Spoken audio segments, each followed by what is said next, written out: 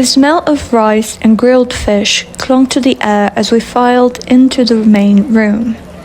Morning sunlight poured through the windows, scattering gold patterns across the floor. I sat cross-legged at the low table, my tail curling close around me, still trying to shake off the nightmare. Mother was already there, sleeves rolled up as she set down bowls of miso soup. Her hands moved gracefully, but I caught the way her gaze lingered on me. Just a second too long, just sharp enough. There was always that glimmer of fear in her eyes when the embers flickered across my hair. Fire, unpredictable, dangerous. Hikari slid in beside me, warm as always. Our shoulders brushed and I felt steadier.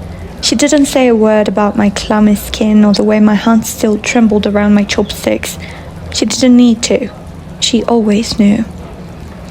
Of course, that piece shattered the second Itsuka swaggered in. Her tail swayed lazily behind her, her sharp grin already aimed at me like a weapon. "Well, well," she said, plopping down across from me. "Big day is getting close for a fire princess. Think you actually survive the exam? Or will you pass out like last time?" My jaw tightened. That was training. She smirked. "Same difference. If you can't handle training, UA will eat you alive. Trust me, I would know." The jab hit harder than I wanted to admit. She had tried, she had failed, and part of her still hated me for daring to try after her. "At least I'm not repeating the same mistakes," I muttered. The room went stiff. Acid hissed faintly from her fingertips, the air prickling. At least I had the guts to go first. You wouldn't even be here if you were inviting Hikari's shadow. "Enough," Hikari snapped, surprising me with the edge in her voice. She rarely raised it, but when she did, it silenced the room. "We're supposed to eat before our training session, not poison each other."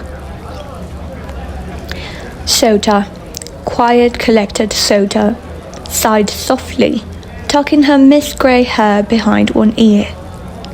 "If you two set the house on fire and melted into the river, I'm not cleaning it up. So eat, please."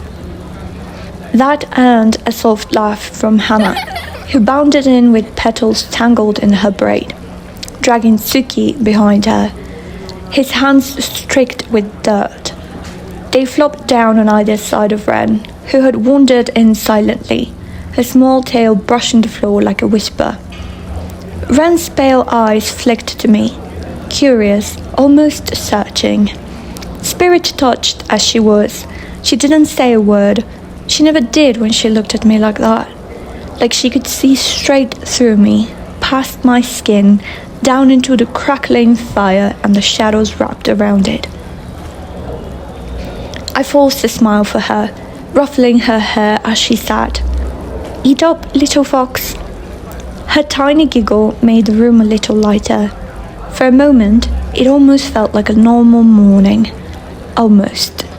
Because then Itsuka leaned across the table, lowering her voice so only I could hear her. "Don't think the exam will be easy. UA doesn't need weak foxes. And when you fail, don't come crying back here."